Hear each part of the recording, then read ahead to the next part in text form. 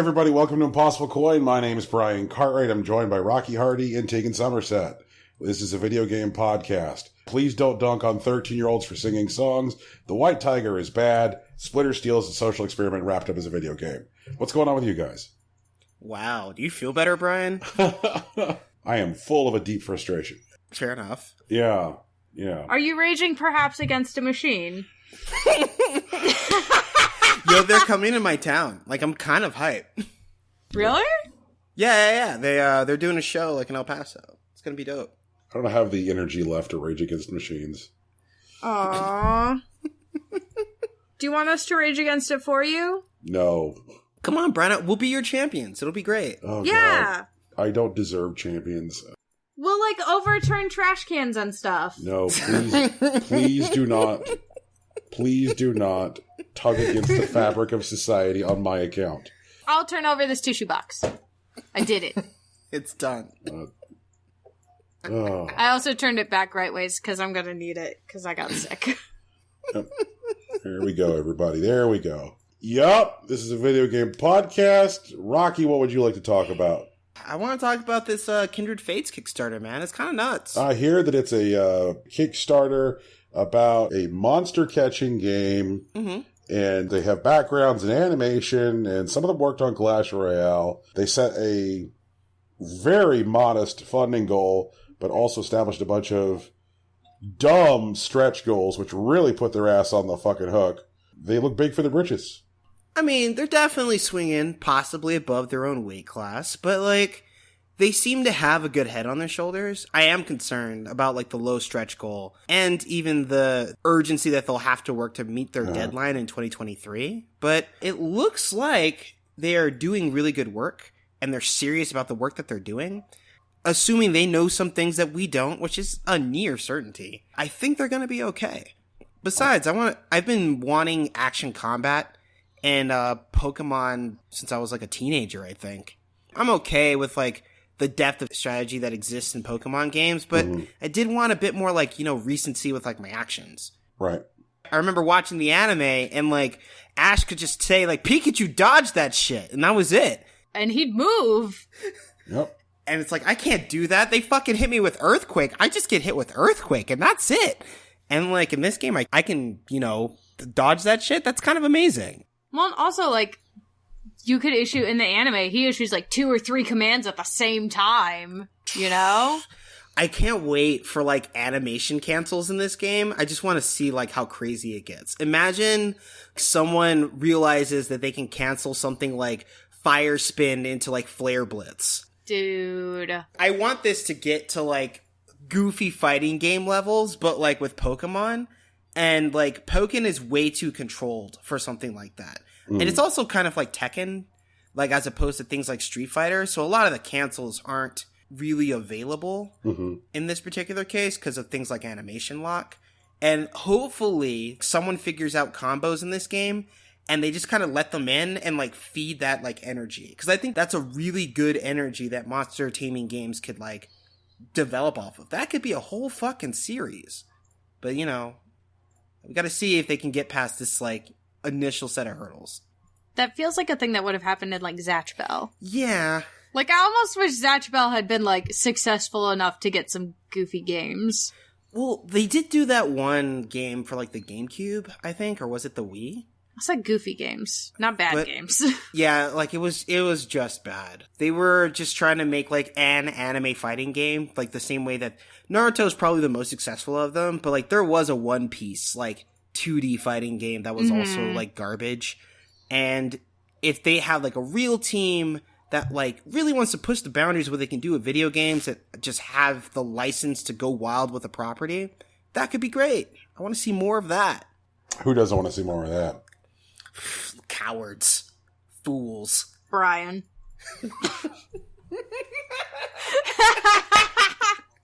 But not this Brian Cartwright. Probably Atlanta Brian. Possibly Boston Brian. Definitely Boston Brian. He doesn't know a good thing if it would smack him in the forehead. Oof, got him. All true. I still want that Brian Cartwright summit to happen. Oh yeah, Cartwright Con. Yeah, when is that? Can I cosplay as Brian? I really want to cosplay Brian.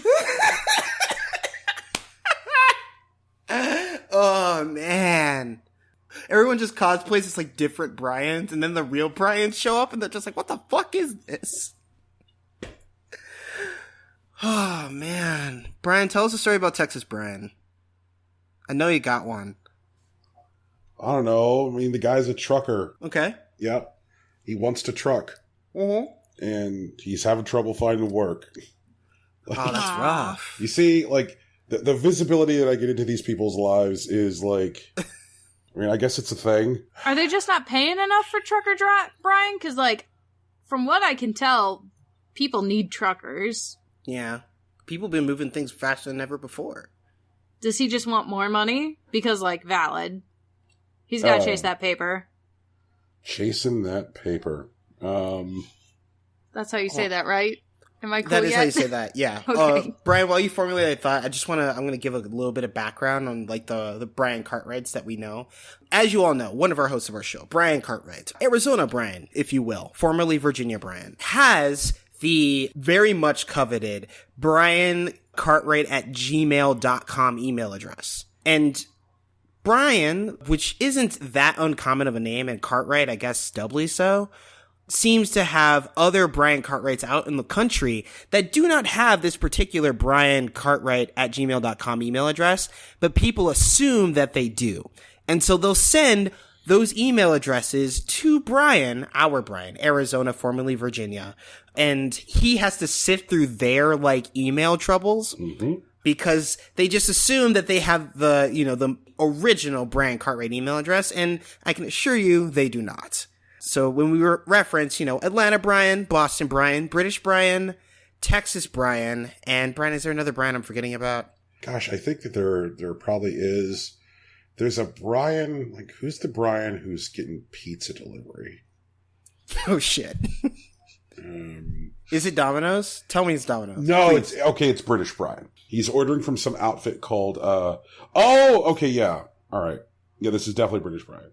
So British Brian spends most of the year, each year, living in Dubai. Okay. Yeah. Good for him, I guess. I periodically, like, get his emails about renewing residency documents and so forth. That's really intimate. Holy shit. Oh, Jesus. And yes, you'd think he would fix that. Could we make some documents for British Brian that just have your photo on them, and then we could just send you to England? I mean, that's definitely not legal, but do you want to go to England? It's not legal, Tegan. Holy shit. Oh, my God. Oh, goodness. British Brian's the one that's rich, right? That got invited to, like, speak at that conference in New York? No, it's Boston Brian. Okay. I thought Boston Brian was the one that had, like, the choir thing. Yeah, he is. Okay, same Brian. Got yes, it. Okay. Same Brian. Mixing the Brians together. My apologies. Yeah, British Brian has some, like, house in the countryside in England, which he hardly is ever at because he spends most of his time in Dubai. Mm-hmm. And apparently he orders from some outfit for pizza delivery in Dubai called Freedom Pizza. Sure. And Freedom Pizza just sent him an email saying Freedom Pizza is delivering to you right and fast. And it is letting him know that you could still order Freedom Pizza as normal. Your orders will now come from our new store in Deira. Nothing will change. We will continue to deliver your pizza fast and right every time. And then it has the telephone number for the Freedom Pizza location that he has been ordering from. And then immediately after that email is another email from Freedom Pizza that says, please ignore our last email. We messed up. The email we sent you said that your orders would now be delivered from our store in Deira was sent to you by mistake. Our stores in Dubai Marina, Barsha, Studio City, Downtown, Silicon Oasis, Deira, Kaladia, and Sharjah are open and delivering as normal. Your food will still be delivered right and fast from the store that you always ordered from. We are sorry for causing you confusion. We are human too. Team Freedom Pizza. This is great. Can we go to Dubai and order a pizza on Brian's card? I mean, this does seem like a reasonable course of action. Let's go to Dubai And order a pizza on Mr. and Cartwright. order pizza on the wrong Brian Cartwright's card. They will deliver it hot and fast. And right. We can find hot and right every time, and we can find out where in Dubai Brian Cartwright lives, and then we can crash at his pad because we will be Brian Cartwright. What's weird is the, like, kind of like stock photos that Freedom Pizza has included in these emails. Please include for me a stock photo. Yeah, it has to go in the doc, Brian. Please find a way to obtain it in the doc, because I would love to see the stock photos from Freedom Pizza. Yeah, it's a vibe. Yay! Wow, what the heck? I don't get it. This is wonderful. What? Why? Why did they got me? Yeah. Where does the pizza stay? Does the monkey have the pizza? Where did they get the monkey? Oh man, I love that there's like no engine on this cart. Like it's just designed to roll downhill, I guess. It's held together by string, guys. It's like a go-kart, right? It's gotta be a go-kart. There's no engine, Tegan. There's no way. There's no way. There's a very strong energy here. Very strong. This is wonderful. And then, like, Oh, wow. the from the follow-up email is almost as good. Yeah. Yeah. What's in the follow-up email, Brian? There you go.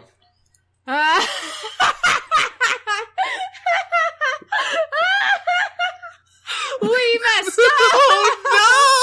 Oh no! No, like, Brian, what is this, man? Jesus Christ! My God. What the heck? These are going in the doc. This is great! Guys, It does make me really curious about, like if I didn't have, like, you know, over 10 years of getting other people's email under my belt, I would think that somebody had signed me up for some weird ARG, you know? Someone has signed you up for some weird ARG by naming you Brian Cartwright and then naming all these other people also Brian Cartwright, but giving you the coveted email address. Brian Cartwright arc. I love this. This is incredible. Just imagine if the other Brian Cartwrights had that email address. They would get all these people's emails instead. You've been chosen, Brian. You are the chosen Brian Cartwright. You are the Alpha Brian. The Alpha Brian. Wild. Oh man. What a time to be alive. What a time to be alive. Oh my. So I'm at the Freedom Pizza website now. Uh-huh. Brian, thank you for blessing us with this continual content from the Brian verse. Yeah, I'm looking at, like, the names of their various pizzas. The one which I think is, like, the weirdest is, like, they call just a pepperoni pizza, they call it the Double Down. Like, why? I don't... Search me, boss! You know, like, let's see here. Their pizzas are the Margarita, Double Down, Free Gan, Smoky Joe, the Sachi, the Beyond Pizza, Kahuna Matata, Mother Earth. They definitely got like a cease and desist when they did Hakuna Matata. See, it's Kahuna Matata, see? Does the Kahuna Matata have pineapple and ham on it? Let's see here. The Kahuna Matata is double turkey, double pineapple, double red onion, What the fuck? Gambia chili, and barbecue Mexi sauce. What the fuck is that? I don't know. What is barbecue Mexi I don't sauce? think I want to know, for being honest. Yeah, so then there's the Mother Earth, the Plant Eater, the Meat Eater, the All-In, the Fired Up, the Roma, the Beatnik, What the fuck? Viva Las Vegans, Viva and the Bella Las Verde. Vegans, though! Oh, yeah. Oh, yeah. This is truly exciting. Wow. I can't believe you know their dietary habits. I hope their doctors start emailing you soon. Oh, no. That has happened. Of course it's Oh, happened. no! It's been 10 years, Tegan. Which Brian has medical issues? I think that might be a HIPAA violation, guys. I'm just saying. He doesn't work for me. That's I don't work for him. definitely that's a HIPAA violation for sure, but it's his doctor's fault for emailing it to the wrong place. Shit. It's his fault for putting the wrong email address on there. 30 Shades of Dumbasses over there. Yeah. Jesus. As they say, who play stupid games win stupid prizes. We won the best prize, though, which is a peek into every single Brian Cartwright's life. Brian's logged into the Brian Cartwright mainframe, everyone. If your name is also Brian Cartwright, please email Brian Cartwright at briancartwright@gmail.com. Join the Brian Cartwright verse. Forward your emails there so we can know what's up with you, too. My life is a hellscape. We will mock you on the show. You are an inferior Brian. Oh, man, Brian's bow down to our superior Brian. Oh, God. Sweet Jesus. I don't make the rules, I just make them up. That doesn't even make any sense. Oh, man. So guys, this is still a podcast ostensibly about video games. I want to take a... You guys hear Rebecca Black got hot? I did hear about that. All right, I got some weird revisionism. People are trying to act like Friday was good and shit. It wasn't. It wasn't. You know what? Everyone who's listening, do me a favor. Pause this podcast. Go listen to Friday. Remember what Friday sounded like. Come back and tell us if you think it's better now. Yeah. Or if it's still just as bad as it was. But Tegan, you're missing a key ingredient. So we do want people to go back and watch Friday. But also, you have to look at a recent photo of Rebecca Black. Like, truly, like, take in the fact that she is now hot. And then watch Friday. And then tell us how you feel. Believe it or not, though, like, girls, they become hot. They do. That's a thing that happens. Most all girls become hot at some point. It's more common than you think. Don't be assholes to girls. Especially on the Sorry, Internet. I had a whole speech. I'm not going to give it again. It took time. Okay. No, It was a fun Brian doesn't have to speech. give a speech again, but I am going to read the conversation that we had on Monday when this topic came up. If that's cool with you, Brian. That's fine.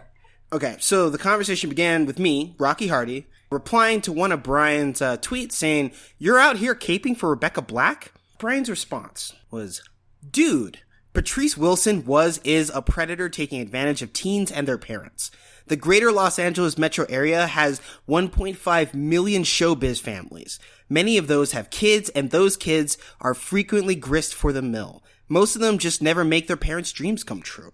Rebecca Black stepped on an internet landmine at 13 and got years of 4chan shows telling her to kill herself, while everyone else yucked it up and talked about how she is a talentless trash goblin who should give up on everything. We, generally, as a society, have learned that telling 13-year-olds that is bad. But 9 years ago, we were drunk with power as an internet. We were really just discovering that through the power of neo-tribalism, we could destroy people. And often, those early YouTube targets were younger people. Miss Teen South Carolina, Chris Crocker, Numa Kid, Rebecca Black. It was easier to fuck up kids, so we did. The royal we. Not necessarily you and I specifically. It's so typical internet that we crucified her for existing 9 years ago, and now Twitter wants to ride the bang bus with her. Hey, since you didn't kill yourself at my suggestion, could you now ride my goblin knob? End of transmission. Yeah. I stand by calling penises goblin knobs. For sure, man. God damn. My life is a hellscape. Yeah, but Rebecca Black did not deserve the vitriol that she got from 4chan or the rest of us 9 years ago, and I'm glad she's putting her life back together. That doesn't make Friday a good song, and, you know, I hope she does okay. Like, she has better people around her, so that's nice. I'm really happy that she's putting herself together. I also want to take this opportunity to shout out another YouTube girl that's gotten into music recently, which is Gabby Hanna. She has started getting into the pop star thing, and she has a unique voice. She doesn't have that great of a range, but her videos have shown like an astonishing amount of maturity, and I really hope that she ends up doing well, even if she doesn't become a superstar. Because, you know, I'm pretty sure superstars are done with. I'm pretty sure those are canceled. Like, whenever Beyonce's done being a superstar, we're probably not going to get another one. That's just the world that we live in now, and that's fine. Not mad at it. I mean, I would agree with you, except for the fact that, like, Billie Eilish emerged. I feel like Billie Eilish... I don't think she's a superstar in the same way that Beyonce is a superstar. Yeah. Like, Beyonce is a powerhouse of, like, royalty and, like pop and panache. And Billie Eilish like looks like she kind of rolled out of bed and just was like, "Sup, I'm here." But that's the new thing. Well, that's what I mean. Like, I think that is, like, the closest equivalent, but I don't think we're going to get to the same thing. Beyonce is obviously at the top of that list, but there's a couple other, like, beneath her. Like, Eminem was there for a while. Like, everyone everywhere knew who Eminem was. Mariah Carey is in that same space, so was Shakira, or is Shakira. And, like, I don't think anyone's going to get to that level of, like, international super mega celebrity. Where, like, Beyonce did, like, her last interview, like, which I believe was with Tyra Banks, which is absolutely ridiculous, and you should watch it. But after that, which was, like, in 2006 or something, she stopped doing interviews. She made, like, no public appearances that weren't album releases or anything like that, or, like, paid shows. And she, like, came out of nowhere, and she dropped a self-titled album, Beyonce, and, like, it blew up the internet. The whole world fucking stopped when that happened. One day, like, Beyonce decided, you know what, I'm gonna drop a new album and 18 music videos, and that was it. And, like, everyone stopped what they're doing and had to react to this.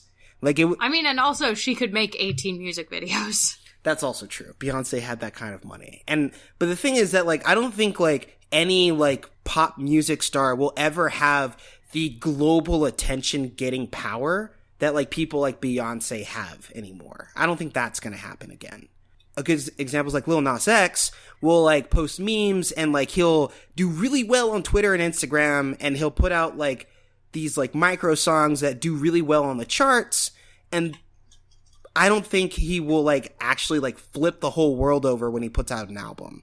And I don't think anyone can. Like, I think, like, the basic shape of, like, the music industry has just changed. And, like, the nature of celebrity. That is a whole vibe. I watched on Friday and yesterday a 5-part documentary series, Apple TV Plus, that just came out on Friday. And oh, you watched it on Apple TV Plus, not you watched a documentary that was about Apple TV Plus. Yes. Yeah. Got it. Okay. I was, like, really confused. Okay. Yep. No, go ahead. The documentary series is called Visible, out on television, and it is about the history of the LGBT community on television. And how television has been a tool for that community, a weapon used against that community, a weapon used by that community, just like the intersection of the history of the gay community and television.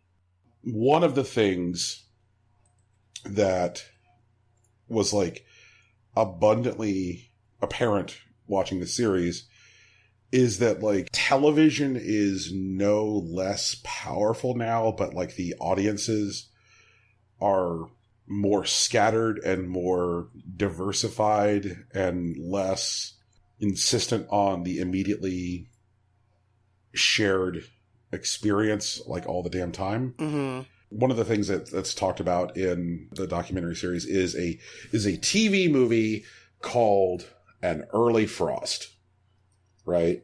When they're, like, talking about this movie, like, one of the things that they roll around to talking about is how many people watched An Early Frost. This was a TV fucking movie, right? And it was watched by 34 million people. This, like, TV movie that aired on NBC on a Sunday night, and it was outperformed by a 49ers Denver Broncos game that was on ABC. And so, like, it made me think, man, like, 34 million people watched this movie, An Early Frost. Meanwhile, like, 38 million people were watching the Niners and Broncos. And I'm like, can you just picture 38 million people watching just a football game now, like, in November? Not like the Super Bowl, not a playoff game, just a football game. There's way too much stuff to do. Like, probably not anymore. I can't picture 39 million people. Fair enough. Or like 34 million people watching. Like, if 34 million people choose to do the same thing now, it becomes like the biggest cultural phenomenon of that year. Right. You know? And this was the second most watched thing on television in a night. That just knocks me flat on my ass. But it's like, it was really apparent from watching this series that like television is no less powerful now. It's just that like the audiences are so much more diversified that it can be impactful with a smaller audience because audiences are everywhere. Man, just absolutely wild shit. Wild shit. Yeah, I mean, I feel like that's kind of what, like, Phil Spencer was getting at. He did, like, a different podcast, not ours, but he did a podcast, like, last week talking about, like, the future of Microsoft and Game Pass, NextCloud, or whatever. And one of the things that he highlighted with Game Pass is that, like, when games tend to come out, especially in the retail space, a lot of people, like, make, like, a snap decision on whether the game is good or bad, like, in the first couple of days. And that will either make it, like, a bestseller, like all Red Dead Redemption, etc., or, like, completely forgotten. Like, regardless of, like, whether or not the game is ultimately good. It's just the snap decision just has this huge ripple effect. But with things like Game Pass, their intention is to try to give a space for, like, games to be around and interactable for a longer period of time, to get people playing these games and for these games to have more time to find their audiences, like, outside of the retail space. And, like, that makes sense to me. Media in general can be successful with smaller audiences, not because, like, media itself is, like, less impactful, but because there are more audiences that have more diverse tastes. Yeah, it's so bizarre to see how, like, smaller audiences are the way of things now in a huge, really meaningful way. Last week was the first game for LOL, the new XFL. Oh, right. Yeah, so when the XFL debuted, like, in the year 2000, it debuted with a 10.3 rating and a 17 share. Okay, 9.6 million people. 9.6 million people watched the the first game of the XFL in 2001, and that was considered a failure. A failure. 9.6 million people was a failure. The newly relaunched XFL had its first game last weekend, and it drew 3.3 million viewers and was considered a unqualified success, like a huge hit. Mm-hmm. That was another, like, just the change of audiences kind of thing. And I feel like where this intersects with, like, what we do and what we cover here, video games, is that, like, video games as an industry still seems to rally around the idea of the big dollar shared experience $60 moment where, like, we all go spend $60 at the same time so that way we can all have the same feelings at the same time. And I think that Spencer's probably right to try and, like, get away from that, because I don't think that that's sustainable with the way that people interact with entertainment anymore. I mean, monetization is just diversified in a bunch of ways with things like microtransactions and DLC. Like, fucking Fortnite is a free video game, and, like, everyone's playing it, but the reason they're able to survive is because, like, they put out these, like, little, like, $10, $5 gets, like, that essentially, like, nickel and dime you, and they just realize that, like, people, like, that continue to play, that play every day, they're gonna get, like, their $10-20 every, like, 2 months, or, like, they'll buy a skin, like, every month or whatever, and, like, $20 a month is way more than, like, $60 one and done. Yep. Building these types of, like, really engaged, like, consistent audiences has, like, definitely shifted the landscape. That's all true. I hate to swerve y'all, but how would y'all feel about talking about the news? Wait, no, hold on, guys. I haven't talked about the game of the year this year. Oh, God. Yeah, you know, Sakura Wars. It's coming out. It's gonna be wild, guys. for people who don't know, Sakura Wars is a storied franchise that has existed in Japan for, the better part of a decade. And it's finally coming to the United States. For people who are unfamiliar with the series, I can summarize in about a sentence. In alternate 1940s Japan, you're the captain of a demon-slaying, mech-piloting theater troupe called the World Luxuriant Opera Federation. The gameplay is part action RPG, part dating sim, part visual novel.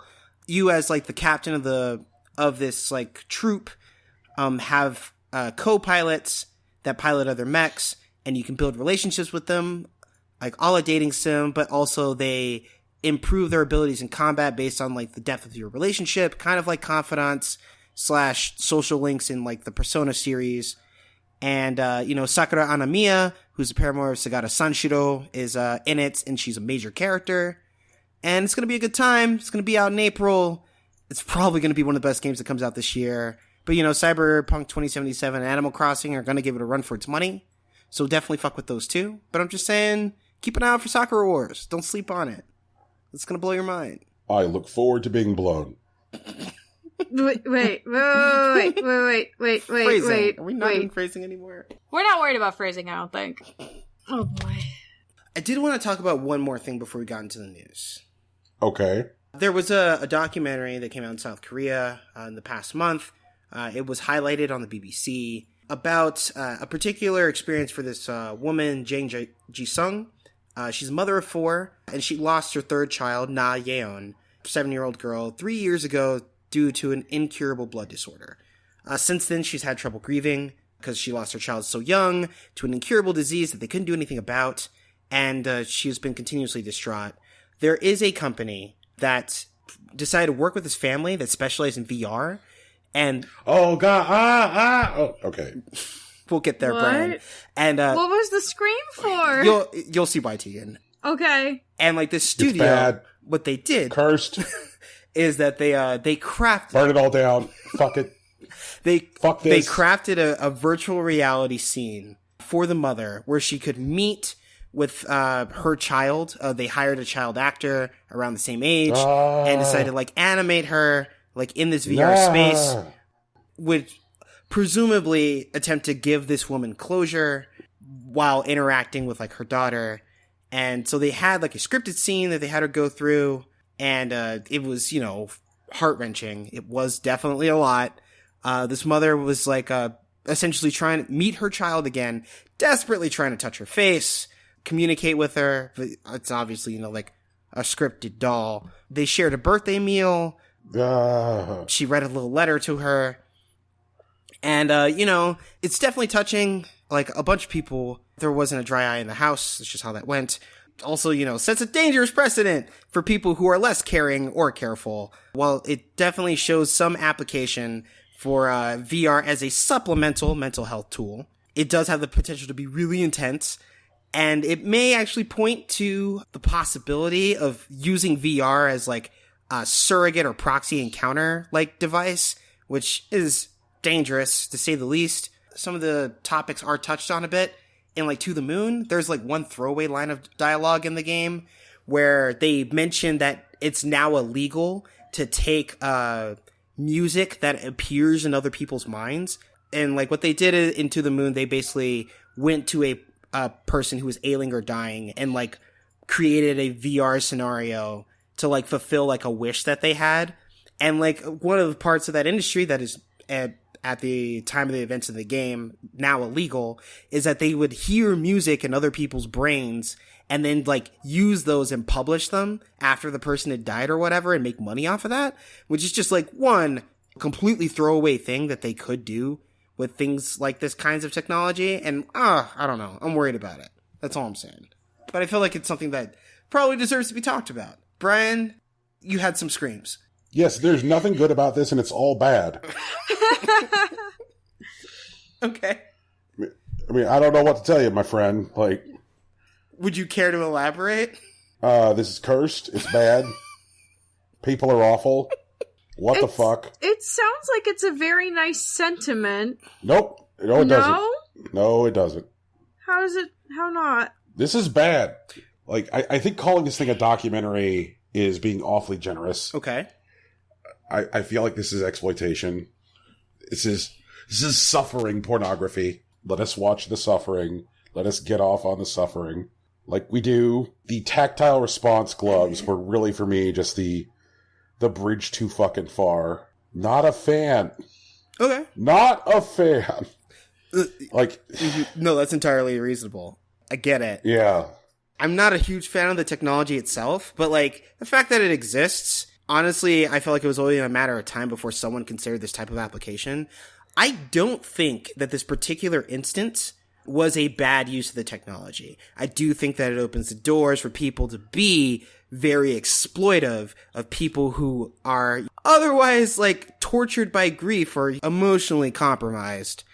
And that's dangerous and worthy of acknowledgement. But I think that this has the capacity to be good in incredibly controlled circumstances with people who can reasonably consent to the scenario. But I can acknowledge that that probably won't always happen. And I feel like thinking our way through it would be a better way of preparing ourselves for it instead of waiting for someone to take advantage with no defense. It's bad. Burn it all down. Kill it with fire. Deegan, any thoughts? I mean, I don't think it's all bad.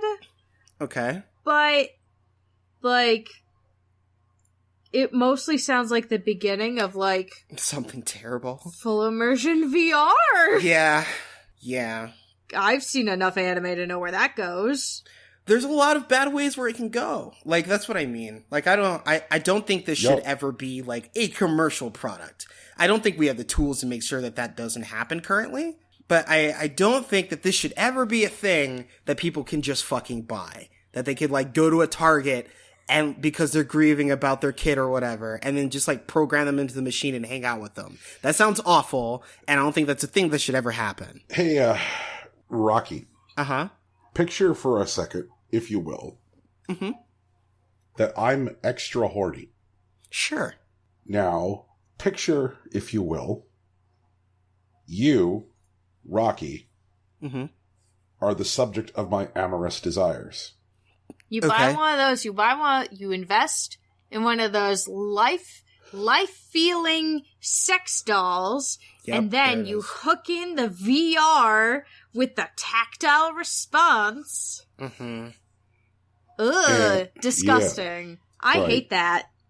You should. That makes a lot of sense. Now, picture, if you will, somebody who never even processes grief in a way which is remotely like a healthy human response, because what they do instead is make use of resources that dull or negate the sensation of loss.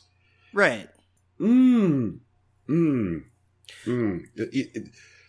mean, Brian, like a really palpable and possibly timely example would be Final Fantasy VII. I don't know if you remember, but like when in Final Fantasy VII at the end of the first disc, the game came out 20 years ago, so like who cares about spoilers?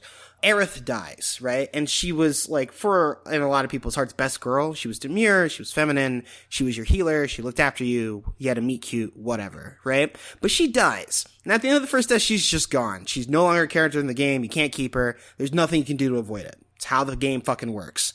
And there was an army of nerds that screamed about it. And a couple of them that knew how to code, who like basically glitched out their like Final Fantasy VII games so that Aerith could be like a playable character throughout the rest of the game. And like, that's a thing that can happen, you know, in real life, potentially, with VR and whatnot. And it's not a healthy response to the situation. Completely acknowledged. Nope. Don't like that. Bad. Or how about this? Let's say I work with Tegan, and Tegan makes me angry. And I don't like Tegan. You gonna beat me up in your video game? I'm going to personally beat up Tegan in my video game. Oh boy. That's nothing new. I think that... I think that already exists. But yeah. but I think that, like, there is something about that level of personalization that makes it that much more alluring and that much more... okay, regardless of whether you make your specific dead baby, there are always going to be people who are going to use various different escapes as an escape. Like, right. There is somebody somewhere in a fucking VR helmet, maybe they're playing Beat Saber or whatever, but they're just like, I'm using this VR helmet to avoid processing my grief. I'm playing Beat Saber. It's amazing. Mm-hmm. But there's things about making things easier, you know? Like, right. And, like, it's like the whole stupid argument that, like, idiot gun supporters have whenever you bring up, like, reasonable gun regulation, where they're like, well, if you just take the guns, then people are going to kill other people with crossbows. I'm like, okay, but do you know how much fucking harder it's going to be to kill each other with crossbows? Like, we're going to ratchet up the difficulty of these killing sprees. Like, yeah, well, they're just going to come with the crossbows and the knives. I'm like, yeah, but there's going to be too long for the Warring States period. Oh, God. Like, yes, like, there will probably be a guy with a crossbow. There will probably be a guy with a knife. But there's going to be a lot less guys, you know? There will be a lot less guys. Yeah. And, like, I am sure that right now there's somebody sitting in VR playing Beat Saber, you know, sobbing, being like, I just want to think about my dead son as he plays Beat Saber. That guy's house is weird. Yeah, absolutely. No doubt about it. But as soon as you would, like, make that kind of incredibly emotionally unsafe, emotionally toxic response to grief, like, easier. Or, honestly, as soon as you create a level of personalization that makes people will do the wrong things. People all, like... Yeah, no. Burn like, it down. I definitely understand that. And, like, there's no way that, like, people will simply choose to never do the wrong thing. This is what I'm saying, right? Is that I think that there are, like, particular settings and particular scenarios where this technology could be beneficial. And I think there are controls that we as a society may be able to put in place, albeit it may be after something goes terribly wrong, that we can, like, figure out. Like, for example, the ESA, if they were any better at the work that they claim to do, would be an excellent barrier to keep the bad stuff out. You know what I mean? Like, if they had, like, you know, bespoke raters on every single game, and they really cared about what was going into VR and the content that was attributed to it, and they had, you know, the respect of the industry and consumers, that could be a really great thing to, like, make sure that none of this terrible shit hits, like, Target or whatever. And I think that, you know, in research settings, in things like engineering or medical fields, in, like, educational environments or professional environments, this type of technology could be very useful. Like, we could have digitized courtrooms and, like, mock trials or whatever that don't require entire buildings and shit. Or, like, we could have, like, bespoke, like, surgery simulations or engineering situations. So, like, we skip shit like nicked arteries or, like, the Challenger, like, ever again, because we can figure out that kind of math.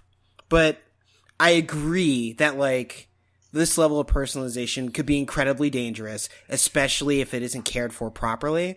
And sure, mistakes will almost always be made, but I feel like we have the tools and the personnel that could probably get in front of them to reduce the amount of damage while optimizing how much we actually get out of it. Okay, so what was the first thing fucking the internet did when it got AI trainable face replacement for video? No idea. Yeah, no idea. Y'all ever heard the phrase deep fakes? Yes, I'm aware of deep fakes. Okay, right. So what the internet did when it got AI trainable face replacement was be like, I'm gonna put new girls' faces in these pornographies. I did remember seeing those. And never mind the whole idea that, like, when people do that, they're putting someone's face into content that they didn't consent to participate in. And that's a bad look. That's a bad scene. But people just don't fucking care. Like, filling the internet with, like, yeah, look, wouldn't it be funny if this was just Natalie Portman getting fucked? Like, well, Natalie Portman didn't consent to that. Like, yep. And now you're filling the internet with fucking images of this woman. Oh, God, just... people are monsters. And I am sorry that apparently I am in a dark spot here with this, but like... I mean, people are monsters. That happens. But I think taking the toys from them won't make them less monsters. And I think there are good things that we can get from this technology. So what we need to do is pull a cheaty and just teach everyone ethics. I'm kind of about it. Or at the very least, like, create systems that can benefit from the technology. What technology we owe to each other is not deep fakes. Well, of course. I'm just saying that, like, the technology exists, and there's benefits that we can get from the technology, and we should try to do our best to both determine whether the benefits that we get from the technology are greater than the harms they could potentially cause, but also see how well we can control those harms while maximizing our benefits. It's like the same thing behind, like, automotive technology. Like, I don't think that, like, the Ford company should have had the power to, like, lobby over complete control over, like, the streets to the point where, like, people don't walk on streets anymore because they belong to cars. But I also agree that, like, having cars has, like, been a substantial boon to the economy and the way that we live in the world. Like, I feel like that there are reasonable trades that we can make, and we can inform ourselves to stop ourselves from making bad trades. Mm-hmm. But, you know, I might be wrong. I've been wrong before. I just think there's something that we can get out of this. And this particular scenario is something that's really dangerous in the wrong hands. So we make sure that it never gets into those hands. You remember at the end of Ghostbusters when just before the Stay Puft Marshmallow Man shows up, they realize that, well, the Stay Puft Marshmallow Man couldn't be there unless a form had been selected, like choose the form of the Destructor. Mm-hmm. Rocky, don't choose the form of the Destructor. Okay, so full disclosure, I've never actually seen the original Ghostbusters. What the fuck is this? The biggest upset of all time. However, I am aware of what you're trying to describe. Oh my god. And I think if we don't choose the Destructor, if we just divorce ourselves from that conversation, the Destructor will be chosen for us. Which I'm not saying is better or worse, I'm just saying it may be prudent for us to have control. But, you know, I'm not entirely sure. I don't think we can, you know, remove this technology that already exists. I don't think we can actually burn down VR or personalize VR at this point. I think it's done and it's in the world. So we gotta find a way to deal with it. That's what I'm saying. But we should probably watch Ghostbusters. Also. How do you get this far in your fucking life? What I'm saying is we should probably watch Ghostbusters. What I'm picking up from this conversation is the next watch along is going to be Ghostbusters. How do you fucking get along this far in life and not... I think I've seen like 20 minutes of Ghostbusters. Are you fucking kidding me? Hey guys, let's talk about the news. Hey, subscribe to our Patreon so that we can watch Ghostbusters.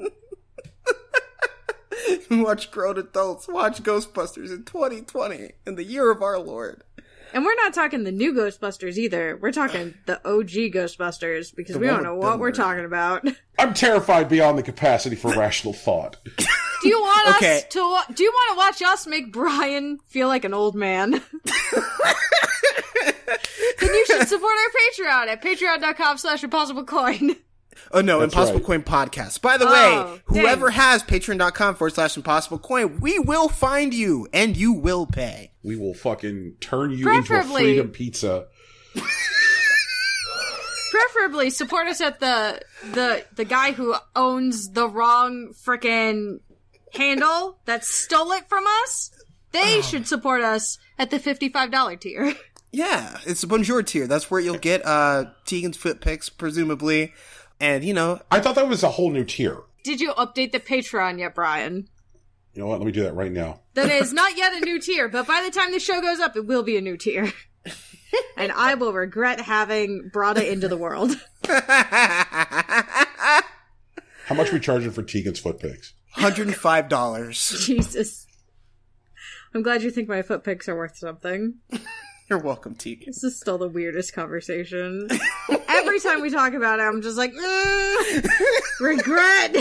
Let's see here. Oh, man, that's really funny. $5. He's making it right now, guys. It's happening in real time. So get out and support. Tier title.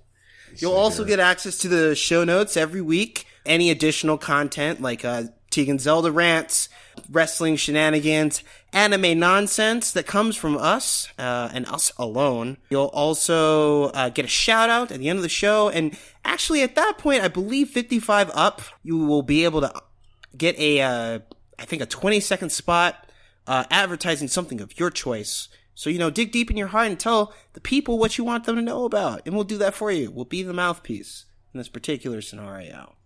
Yeah. Brian, you got first story, my guy. Whenever you're ready. Okay, so I shouldn't be adding Tegan's foot pics right now. No, go ahead. Finish adding the foot pics. Please call it the deepest regret tier.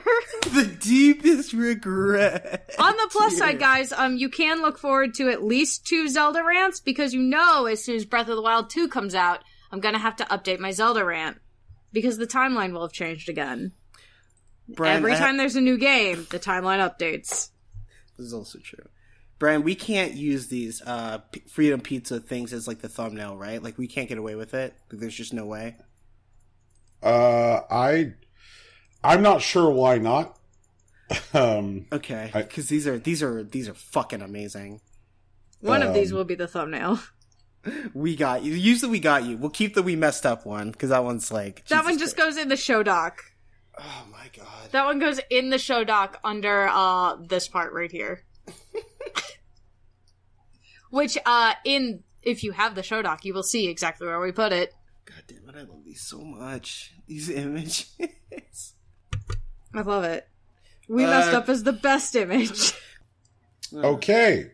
God, I can't believe you added that. After encouraging you to add it, I still have deep regrets. Tegan, I doubt anyone will ever give us $105 a month to look at your feet. I almost hope someone does.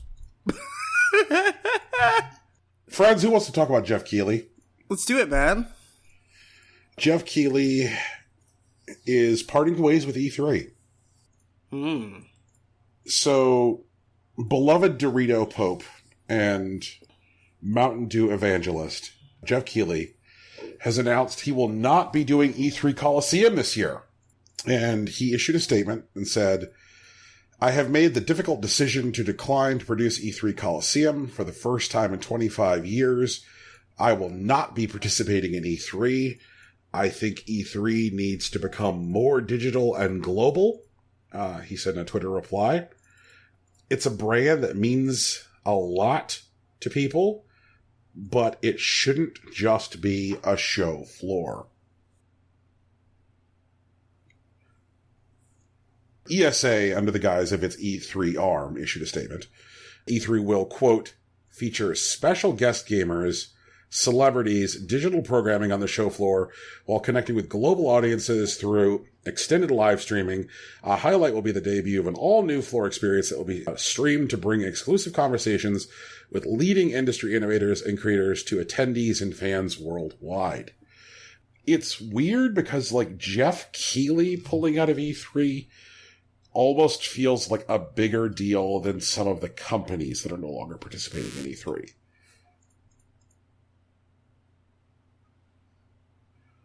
How do you all feel about the Dorito Pope pulling out of E3? Honestly, I feel like this is something he's been building to, right? Like, 'cause he's been doing the Game Awards, and, Game Awards has been, his particular thing.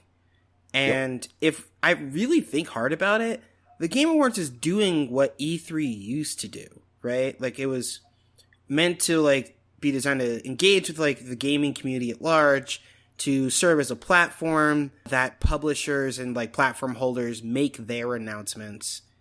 And now it's just, done under the guise of an award show, which is, a little different, but it still seems to serve the same purpose.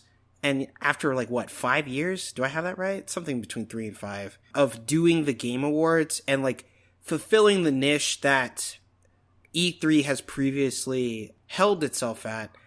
I think it makes sense for Geoff to leave at this point. It feels like this year was kind of like a breakthrough year for the Game Awards, as near as I can tell. Because it felt like this year, the Game Awards felt legitimate in the same way that, like, say, watching the Oscars or watching the Grammys or watching the Emmys feel like the Game Awards finally felt like a real thing, you know? Right. Like when I think back to like where the Game Awards started with the fucking Chic Hydrobot, you know, dancing away, like, okay, here's the Chic Hydrobot to like present like trending gamer. It felt like the show was finally legitimate. And when you hear like the kind of like live viewership numbers that the Game Awards pulled in this year, like it is very obvious that like at this point, Geoff Keighley can have his pick and like get himself a television broadcast rights deal. Right. But I'm not sure if he's even interested in that at this point because of like the numbers he's getting with the platforms he's using. Yeah. Yeah. Because at this point, he's holding on to all that advertising money himself because people are buying ads and he's pulling in bigger viewership numbers than the fucking Oscars. To be fair, the video game industry is bigger than like the film industry at this point. Maybe less respected and less storied, but definitely like more like, I guess, valuable at this point. They have a higher revenue stream. But it's so weird because like E3 feels like this like kind of like strange throwback thing. The idea of E3 being something that people watch live and participate in as far as like just like, you know, enthusiastic watching is a comparatively newer idea. Like we've been doing that now for about 10-ish years, you know, since like streaming has started to be reliable enough that we could do that. And, you know, before that, like the way E3 really kicked off was exactly what it was supposed to be, which was a industry insider trade convention where people from like various retail outlets and magazine companies and television companies would go around this fucking trade floor and be like, oh, you know, I need to order more of that, or we should probably get a review copy of that. And like, it was very inside baseball, and the way people would find out about E3 would be like some weeks later, they would go pick up their copy of EGM or GamePro and be like, oh wow, E3 looks like it was super cool this year. Yeah, that's how I did it. Yeah, it was this very mythic quality to it because you found out about it like weeks later in print media. And then, you know, at the beginning of like E3 coverage, you know, online, like through stuff like oneup.com or GameSpot, like the coverage you were looking at was still coming like a day later or several hours after the fact. Like, you know, like, we just went and saw the GameCube. It looks like it's going to be fucking rad. There's Super Mario 128. It's wild. I remember Super Mario 128. God damn it. Yeah, you like that deep pull? That was a good one. But now, like, it just feels like E3 is this weird, like, orgy of being, like, directly marketed to. And so, like, the kind of, like, mythic and forbidden quality to E3 is now completely gone. The thing that made E3 cool doesn't really exist anymore. Instead, we get, like, fucking Todd Howard coming out on stage and be like, hey, this is for the gamers, and you're like, it doesn't feel like it. Yeah, like, it's a chance for all these companies to, like, make their big push to, you know, get us hot, and it either works or it doesn't. And then we go back to, like, the way games news works for the rest of the year, which is just, like, a constant stream of information, which isn't really bundled up around, like, a singular event. Like, E3 is kind of an oddity. E3 is about an industry which is, you know, 20 years old, and now the industry is pushing 50 years old and feels very, very different. It's wild. Like, Keighley pulling out feels fucking wild. It was why I wanted to talk about it, because holy shit. I think it's a big moment for E3, less so for Geoff Keighley. Keighley's gonna be fine. He's A-okay. But, like, E3 and, like, the ESA's been in trouble for years, to be honest. And E3 has been, you know, clinging to the past to try to continually remind people that they are relevant, and they haven't done a great job of proving that. Nope. In the past, 5-10 years. Well, maybe 5-7, if we're being honest. They need to do better. And now that they're losing Keighley, who Keighley, what it appears through this, quote, was, trying to pull them into the future. And when they didn't move, he made his own show that was successful in its own right. Yep. And E3 now needs a different way to reinvent themselves. And if they don't, they will likely just die out. And that sucks. Because I would prefer to live in a world with E3, but I acknowledge that E3 needs to be something else. Yep. Tegan, what's going on? Oh, I'm just going to talk about Nintendo for a minute. Okay. My favorite company that is my friend. Not taking your bait. Yeah, oh, okay. Well, Nintendo has publicly denounced a Portuguese publication for their role in Pokemon Sword and Shield leaks. So y'all, remember when Pokemon Sword and Shield was coming out and there were leaks literally all over Twitter that were just here are actual screen caps from the actual game. Holy shit, this is what it looks like. These are the Pokemon. Here's screenshots from the game guide. All that shit. Mm-hmm. Turns out, they came from a publication called F Nintendo, where a reviewer broke review embargo and shared photos and all that stuff. It was all them. Yay! Nintendo issued a statement that said that both the reviewer and F Nintendo failed to handle confidential material, resulting in a clear breach of the confidentiality agreement between Nintendo and the media outlet, and as a result, Nintendo will no longer work with F Nintendo. Nintendo will always protect its intellectual property and brands. Leaks hurt not just Nintendo, but the thousands of employees who worked hard to bring games to the market, and the millions of fans around the world who look forward to news and surprises. And this comes after, all those guys getting sued for leaking shit online. So there's a big old crackdown going on, and it's not great. I'm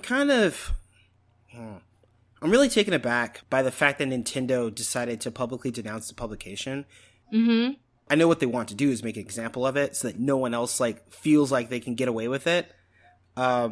It just feels like a weird route for Nintendo to take. Yeah. I think. Because they could definitely just refuse to work with F Nintendo. They could just stop sending them review copies and never say anything about it ever again. Just stop answering their emails. They could have ghosted F Nintendo. That'd be fine. But instead of just ghosting F Nintendo, they decided to publicly flog them, which is a little disconcerting for me.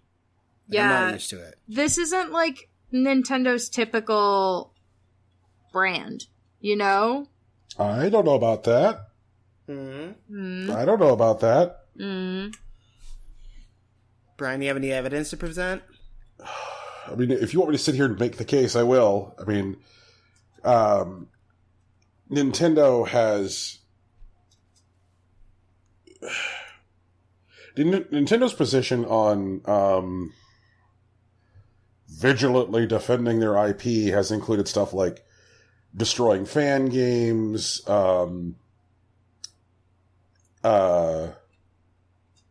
they are all about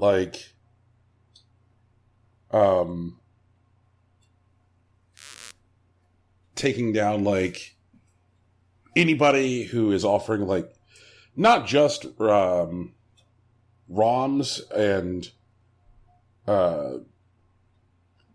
things which could be argued are infringement of distributed Nintendo titles, but if you're being hey, and here's an emulator. Oh, you mean an emulator of your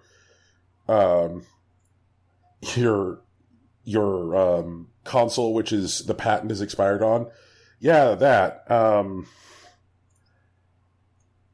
But we'll go after the emulator, even though the console now exists without patent protection. A history of going after YouTubers who aren't even monetizing fucking uploads. Nintendo has vigilantly defended its IP and then trained their consumers to treat them like a friend, which is a weird thing. Nintendo is currently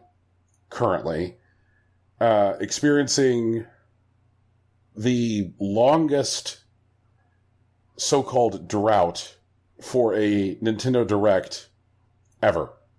Second longest drought. And these people sitting there screaming, saying, Nintendo, why aren't you advertising to me?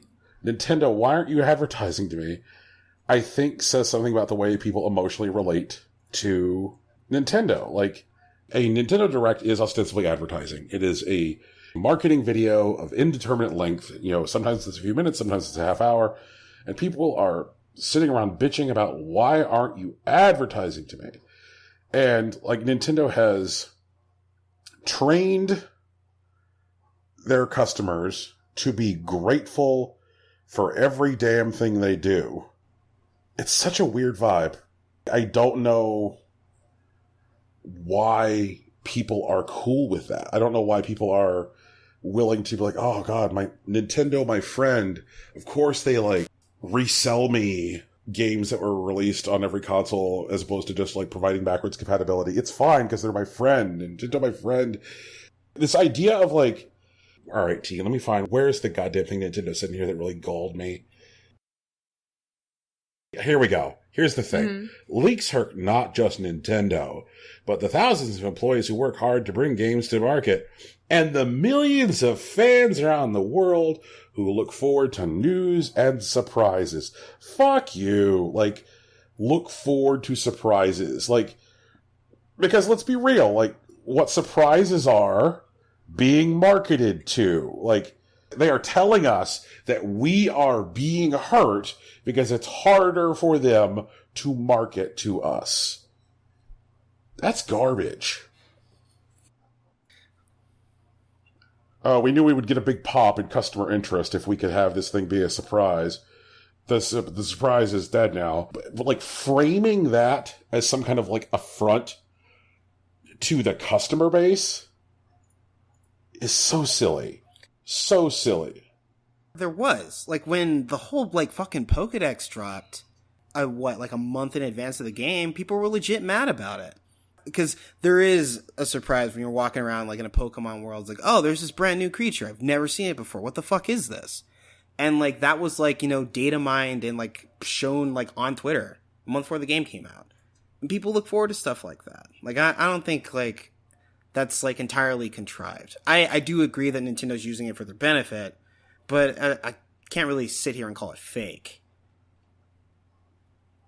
All right, so where I sit on the whole Pokédex issue from Sword and Shield is, I seem to remember the biggest issue with the Pokédex being that when the Pokédex dropped, that people got angry because their various favorite Pokemans weren't in the game. And so because the various favorite Pokemans weren't in the game, Nintendo had a lot of egg on their face and had to, like, try and explain to people, we assure you the game is super fun. You will have the fun in our video game, we promise. Like, I think we're talking about different subsets of players at this point.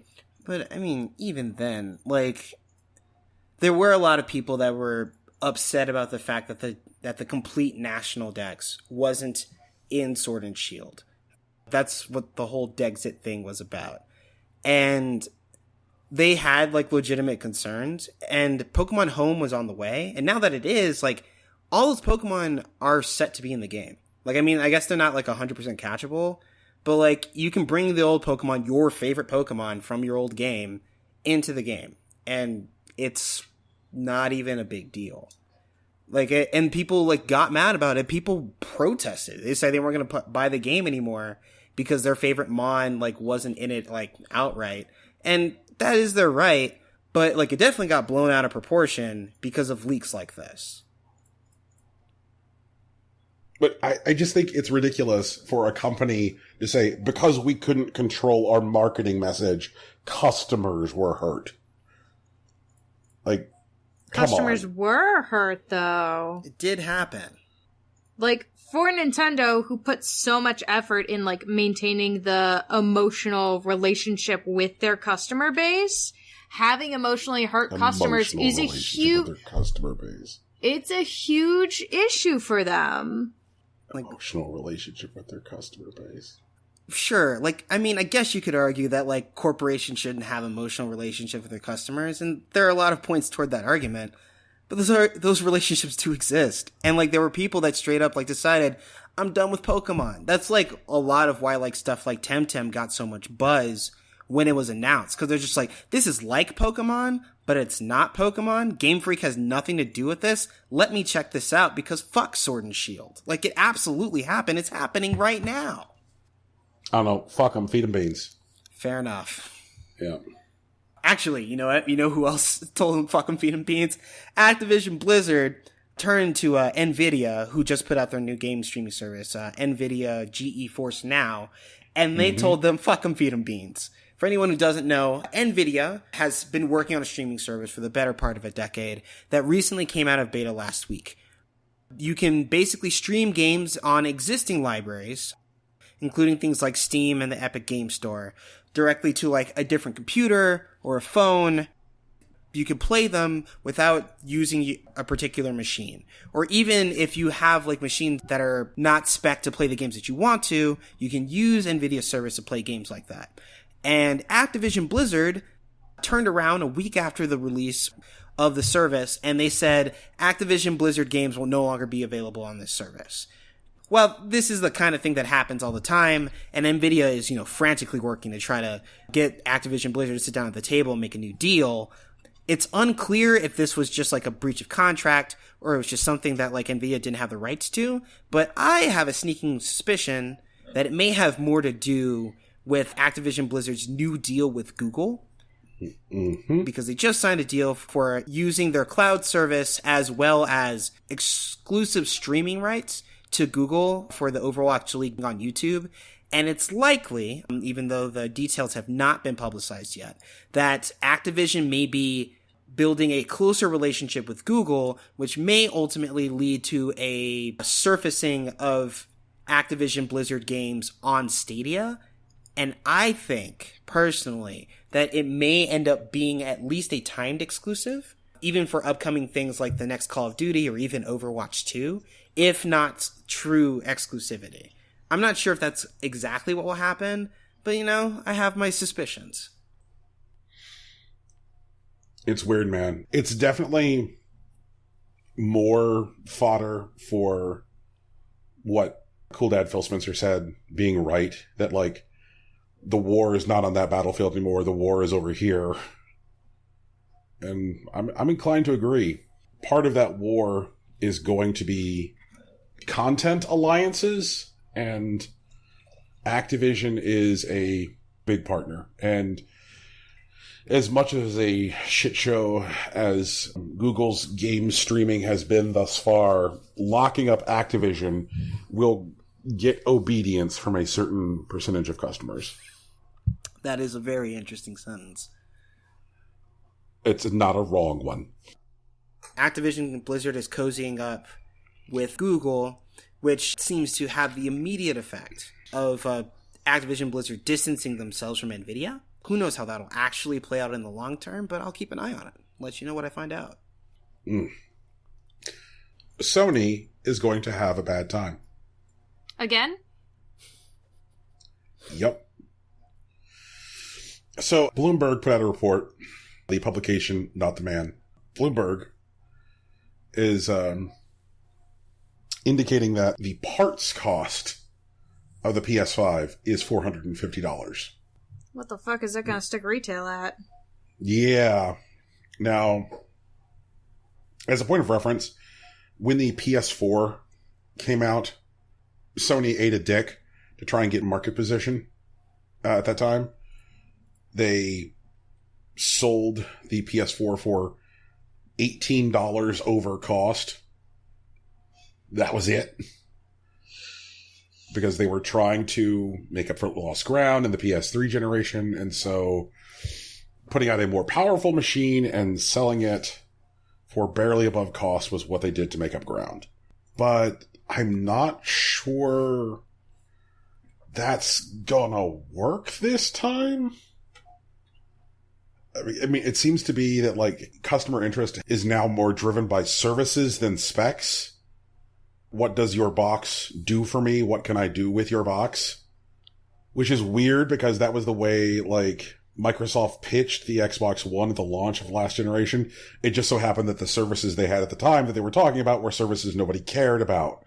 You know, like, nobody cares about how easily I can integrate watching the NFL into my Xbox.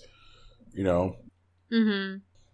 Now, Microsoft has lined up a whole bunch of services and features that people care about. Also, a thing that happened this week kind of quietly was Project xCloud beta launched for iPhones this week. It has, up until now, just been Android devices, but now people with iPhones can check out xCloud.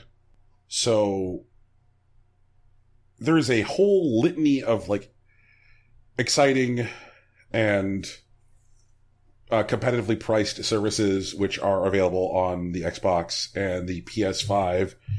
From the messaging that exists thus far, is a powerful box, but not really much understanding yet as far as, like, how Sony is, like, modernizing and changing their services to be more attractive. I mean, one of the things that we have talked off and on about over the last year is, like, how much of a clusterfuck it continues to try and be to change your name on PSN. Like, if you set your name, 10 years ago to, like, Shitlord6969, it is very hard to no longer be Shitlord. Very hard. You may lose all of your trophies. You may lose digital rights to some games. PS Now is still a mess. Like, I don't know. I think that, like, I think a powerful box sold barely above cost might not be enough to, like, get market position, but I guess we'll see. And at this point, like, we don't know if they're going to go barely above cost because, like, when they launched the PS3, they built in a bigger profit margin because they thought they could afford to, which is why the PS3 launched at what it did. And, people are like, wait a minute, are they dead fucking serious with that $5.99? And they were dead fucking serious at $5.99. So, if it cost $450 to manufacture this thing, are we thinking that the PS5 is going to be $500 and they're just going to eat it? Or are they going to go like $550, $600? And what do you think they need to do in order to retain their market share in the next generation? Well, one of the things that they did talk about with PS5 is that backwards compatibility is a much bigger deal, unlike the PS3, which had, like, limited backwards compatibility depending on which PS3 you bought, if I remember correctly. Yep. It was like the 80 gig, it could, like, play PS2 games, but, like, the 20 gig, it couldn't play any older games at all. And, like, that was just, like, a mess in and of itself. But my understanding is that the PS5 does have much better backwards compatibility from 4 and 3, and I think also 2. And I think with that backwards compatibility layered in with maybe, I don't know, a bundled, like, PS Now subscription, I think they'll be okay. Because PS Now still seems to be a pretty valuable proposition. The games that they do give you, which are, like, 2 games a month, have been very good lately. Like, I mean, Titanfall 2 snuck in. They had the original Resident Evil. They gave away a remastered Call of Duty Modern Warfare. And so, like, leaning on that, like, that catalog, really pushing the backwards compatibility. And then, giving, I think that should help them in year one, especially since they have a fiercely loyal, like, consumer base. And within that time, the developers, both in Sony and out, will have more time to play with the technology when, like, the hits may start showing up. Like, I don't think they have an incredibly strong year one, but I think they have enough to lean on their lead that they'll be okay. That being said, I think the box will probably be closer to $500 to $550. I don't think they're going to try to take the loss this year. I don't think they can afford to take the loss this year. since we know that Microsoft is going to launch out of the gate with, the 3 boxes. I still think the 3 boxes is stupid. They're bad at naming things. They're scientists are bad at naming things, but these guys are really bad at naming things. So is it that the 3 boxes are stupid, or the naming conventions for the 3 boxes are stupid? Both. It's a double fuck up. Okay.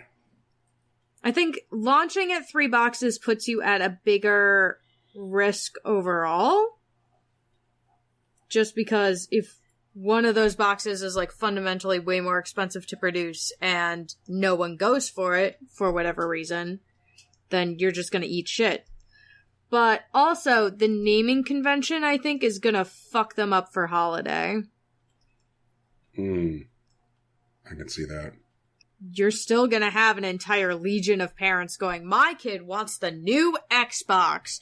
Which new Xbox? And then the kid's pissed because they get the wrong one, because their parent doesn't understand the difference between the new Xbox and didn't want to listen to the 15-year-old working behind the counter trying to explain the differences between the 4 Xboxes,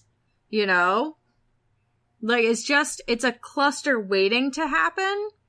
And I think it's going to be something that they learned this holiday season that they're going to have to figure out for next year.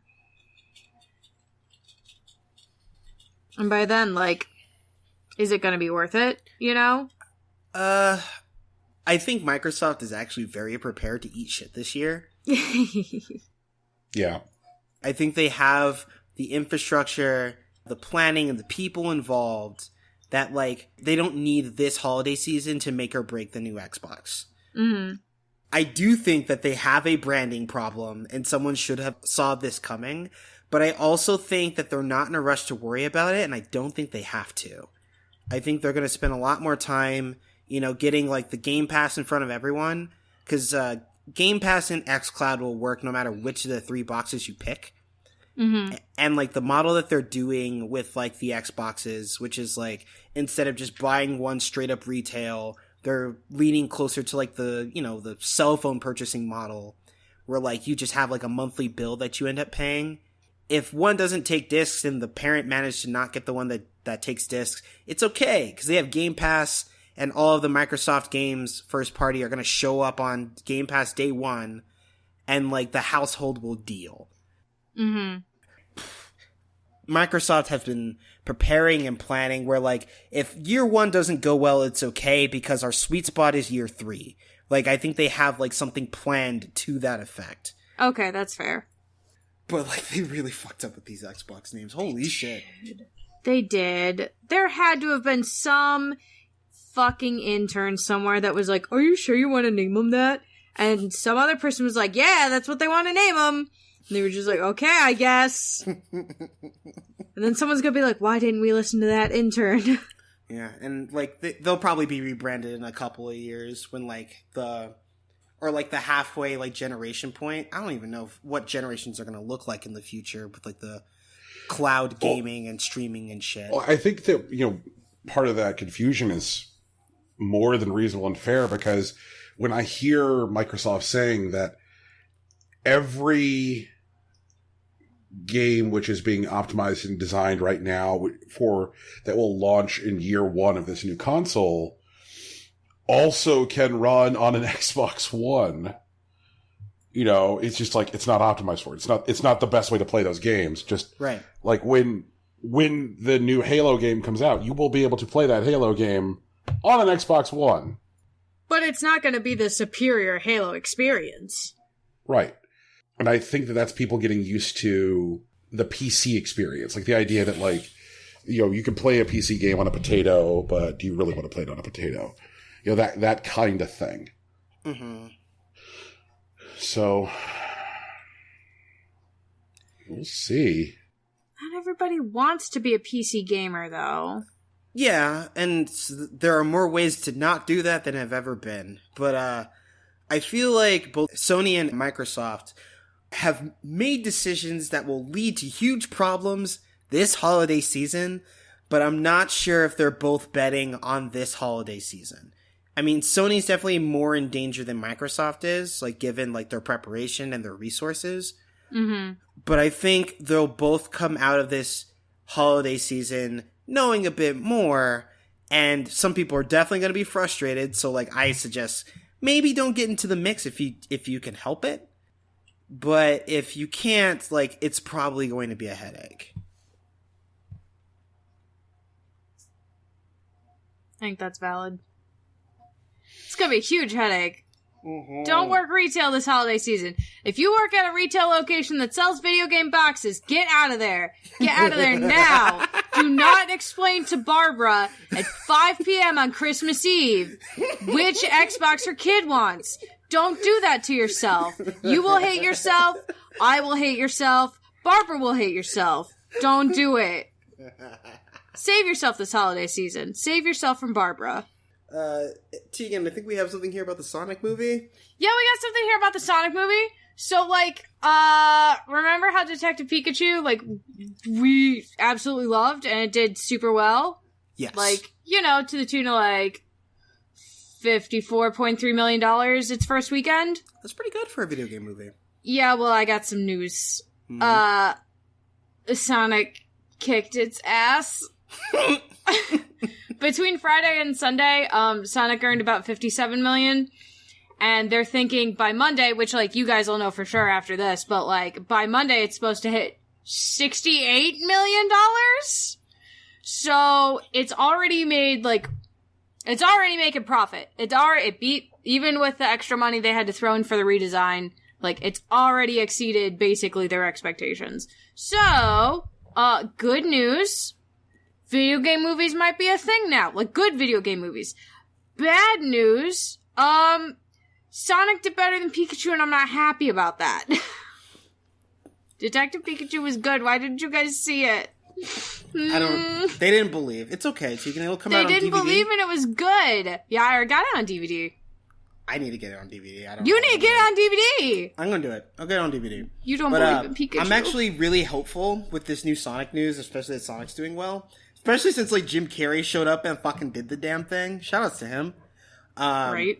But what I am hopeful for, and this is a long out prediction. You can call me out whenever it happens. But in 5 to 10 years, sometime between 2025 and 2030, there's going to be a Smash Bros. Cinematic Universe. Oh god, that would be dope. But I'm just talking about, like, the Mushroom Kingdom film.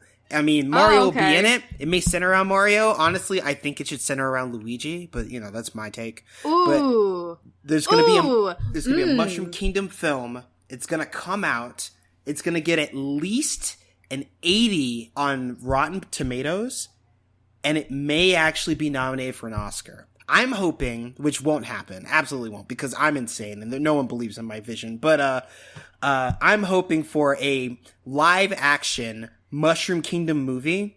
I don't know who will write it, but, like, it's not gonna be like, you know, the Leguizamo nonsense that we had before. It's gonna be like The Departed of video game movies, and, like, Luigi's gonna be in the center of it, and I think it's gonna be dope, and it may be up for an Oscar to the point where they're gonna make a whole new category of the Oscars to try to keep video game movies from winning Best Picture. Like, that's how serious this movie's gonna be. I don't know if that's gonna be the truth, but that's what I'm hoping for in my heart of hearts. I want to live in that world. Ooh, tasty. I like this. Might I suggest instead, it doesn't necessarily focus on Luigi, but it's a political intrigue. Okay. It's a drama. It wins Best Drama, and people get mad, and then it's also up for Best Picture, and everyone's even angrier. I'm about it. It could just be centered around, like, the Mushroom Kingdom, like Peach's successor or whatever. Right, exactly. My life is a hellscape. They talk about the magic of the crown. This is great. What are you talking about? It's like Brian, part Hunger Games, part, like, fucking, I don't know. Part the crown, part the Hunger Games. Yep. And, like, Mario characters are in it. It's gonna be lit. Hell yeah. Brian, this is gonna be great. it's gonna be somewhere between, like, it's not gonna be, like, bright and colorful, and it's not gonna be dark and gritty. It'll be, like, dull pastels, like, throughout the movie. Like, God. Hell yeah, I'm into this palette. Brian, it's gonna be great. Like, get on board. Come on, man. Give it the winning team. Join us. Join us, Brian. My life is a hellscape. Together we can rule. Brian, how do you feel about this Sonic movie news, my guy? I don't know. A movie made money. Who gives a shit? Rude! I give a shit, or I wouldn't have picked it as my story. I don't know. I mean, the only thing all right. Here's how I feel about the Sonic movie. Mm-hmm. I hope that every motherfucker who went on Twitter a year ago and was like, the new Sonic is cursed. Look at this cursed image. I hope every one of them fucking people went to see this goddamn movie this past weekend, because that might in some small way, I guess, all I know is that a whole bunch of people lost their jobs. Like, people who got told to, like, work crunch and redo all the animation on that Sonic, and then once they were done, thanks guys, we're closing the studio down, because doing all that extra work broke the studio. You know, like, people lost jobs because people decided Sonic didn't look good enough. Sonic didn't look good enough, and now it looks great. What if they lost their jobs anyways? Like, I know we live in the timeline. Yeah, I feel like they would have lost their jobs anyways, honestly. With the way this industry goes, everybody's losing jobs every week. I mean, we do live in the future, or the present, I suppose, in which the Sonic movie got redesigned, and these people were forced to work another 6 months. And then laid off. And then laid off. But honestly, given how the industry works, I don't really see a future in which they left the movie as is. People were mad about the design, whether or not the movie was ultimately a success or not. And they still lost their jobs. Yeah, they still probably would have lost their jobs. I don't know if the studio would have shut down. Like, they may have been moved on to the other thing, but they also would have been, tainted by the bad PR that they got out of their work for the Sonic movie. That may have been difficult for them to find new jobs, and they lost their studio anyways. Like, I understand I'm making my own Catch-22, and there's a billion other ways that this could have happened, but I'm just saying, like, I'm not sure if the redesign is the reason they lost their jobs.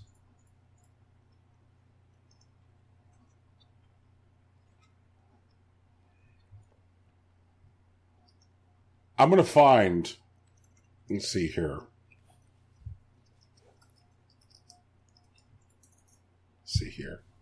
Sonic Studio closes. Here we go. Studio behind Sonic the Hedgehog redesign closes down. Mm-hmm.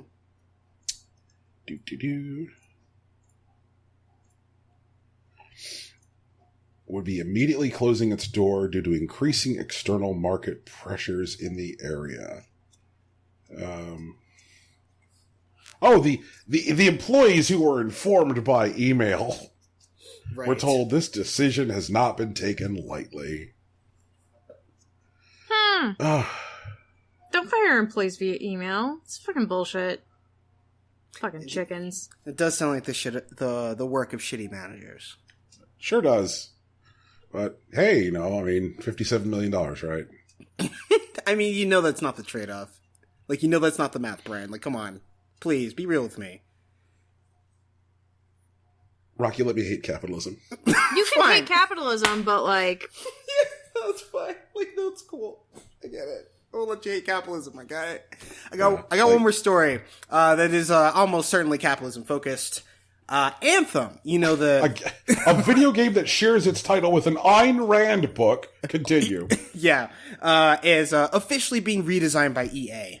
It turns out that the game that they made initially, which, if you haven't read the, extremely thorough expose from, Jason Schreier, that talks about, the process that brought, Anthem to market, which was incredibly tumultuous, that required numerous redesigns, and one thing that they just kind of put out a trade show, as a Hail Mary, turned out to not be the greatest online continuous experience. You think? And, surprise! When the game came out, the game was criticized for being ultimately bare. But it was cool because you could fly around in mech suits and shoot stuff, and honestly, you don't need much more than that for the game. But after the game released, continuing support was mostly focused on improving stability and performance and like general quality of life. But it turns out that the game didn't have a great loot experience, long-term progression, or a fulfilling end game. So EA has decided to, take a step back and focus on those features, which may point to why the Christmas lights are still up and they haven't took them down. So we have a quote from the BioWare general manager, Casey Hudson, that says, "Over the coming months, we will be focusing on a longer-term redesign of the experience, specifically working to reinvent the core gameplay loop with clear goals, motivating challenges, and progression with meaningful rewards, while preserving the fun of flying and fighting in a vast science fantasy setting," which, to be honest, is all anyone really wanted from this video game. So, they're gonna take a step back, BioWare, and redesign the game again. And hopefully they come up with something that works overall. I really hope this turns out to be something closer to the A Realm Reborn experience that Final Fantasy XIV had, as opposed to, Jesus, I don't know, the redesign Anthem? that happened to Anthem previously, I guess. But we'll see. That's something that's going on in the world of video games.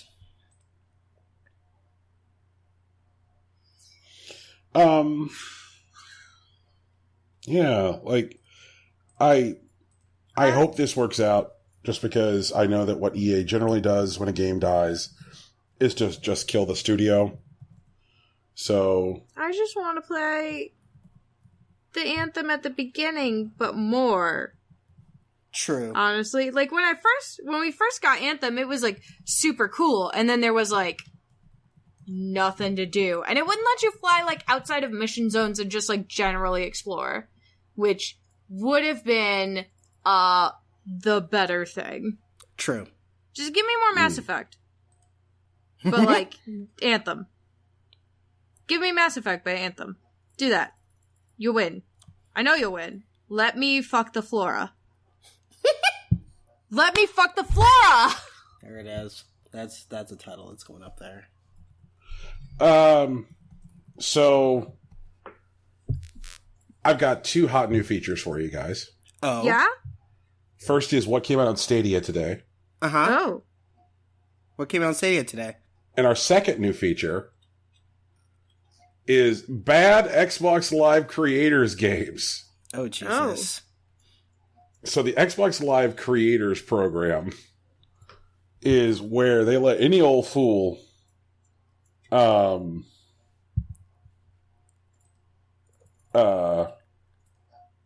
release a game on the Xbox. It does not need to pass through the normal QA process. And so we get some real sumptuous choices, like Sir Jumpy Knight. Sir Jumpy Knight is $1.99. Description: Sir Jumpy Knight, imprisoned but dreaming of escape. Run, jump, slide. Collect gems to multiply your score. Achieve great things to unlock new skins. A fun, hard, but fair forced infinite runner with nifty visual style. Chase the high score. Yeah. Thanks, Sir Jumpy Knight. Ugh. Other exciting recent releases in the Xbox Creators Program Showcase include Mouse Dreams.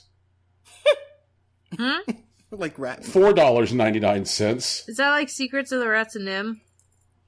Get the cheese, then get to the exit. It's that easy. Well, it would be if it wasn't for the moving shelves, light-activated switches, obstacles, and objects doing their best to block your progress. In Mouse Dreams, a whimsical puzzle platform game for players of all ages, you play as Squeaks the Mouse as you navigate strange houses that exist in a mouse's dreams. Use your wits to manipulate objects and solve puzzles of ever-increasing difficulty. And it has that look of dog shit about it. Let's see here. Where's an especially bad-looking one?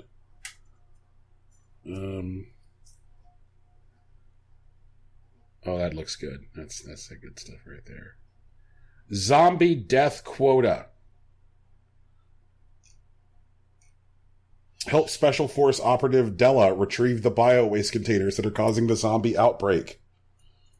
Grenade, shotgun, snipe, and flame your way through the zombie horde, then evacuate the helicopter. Time attack mode with a leaderboard. 13 missions to compete, and this is entirely a Unity asset flip. Yeah, so there's this whole like little segregated ghetto on the Xbox where the creators program showcase exists. And these are the things that are in it. Like Crazy Ball Deluxe. Oh, looks like somebody just reskinned 2048. What's Rocket Girl? Rocket Girl is the greatest game ever made. Take control of a beautiful heroine and grab a stolen rocket. Can you help her escape? With an army of baddies in hot pursuit, stunning visuals, awesome soundtrack, non-stop action. Are you up for the challenge?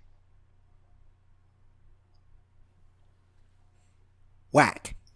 Yep. So, I don't know. I'm trying to fill the void in our life left by what came out on Steam today. Love to get some listener feedback on what they think we should do. I think that this Xbox Live Creators Program showcase is full of dog shit and it is definitely offers to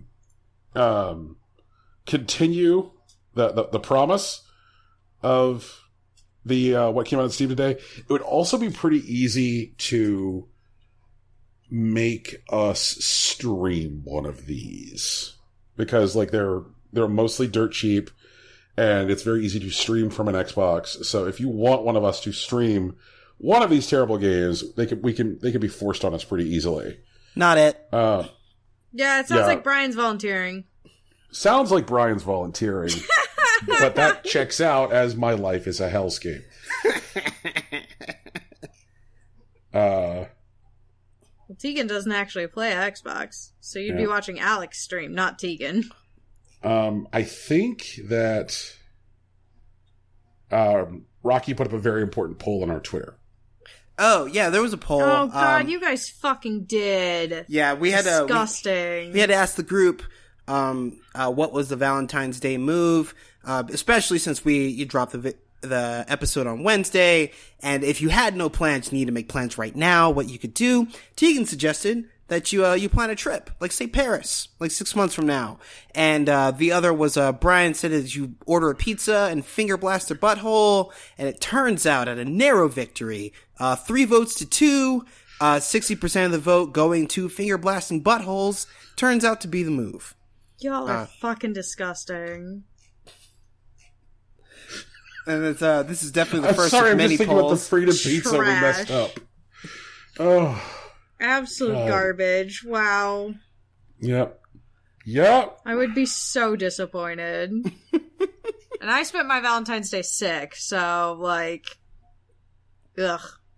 Awful. Bottom tier. Bad choices. Also, since we did, full disclosure, we definitely didn't get to cover one of our topics today. Our new poll will be split or steal. Given a amount of money that you are able to either split evenly with an unknown participant or try to steal all of it, knowing that if you both try to steal, you get nothing. Would your choice be to split or steal? It will be on our Twitter shortly and will be answered next week. Cool. Well, guys, I think that does it. Rocky, take us home. So everyone, once again, this is our show. It's called Impossible Coin. We do it every week. You can find it wherever podcasts are found, on iTunes, Google Play, Stitcher, or Spotify. If you haven't noticed, there's music at the beginning and end of our podcast. It's produced by our friend Big SwSh. You can find him on Twitter at Illyry_Swink and his work at soundcloud.com/Big SwShNJ. Our t-shirt and logo were designed by Lauren Moran. Follow her on Twitter at Lauren Moran and consider donating to her Patreon, because she does a good business. And we have a Patreon too. It's at Impossible Coin Podcast. No, that's not right. It's at patreon.com/Impossible Coin Podcast. Because Impossible Coin was taken, once again, whoever took Impossible Coin from us, we will find you. We are also on social media. Brian's usually on Facebook and Patreon. Tegan's on Tumblr, and I am on Twitter. It's all Impossible Coin, no spaces or underscores, with the exception of Patreon, which is, once again, Impossible Coin Podcast. I swear to God, we will find you, and that's us. That's the show. Cool. Can we change the Patreon to be patreon.com/impossiblecoin? I swear to God, we will find you. Is it too late?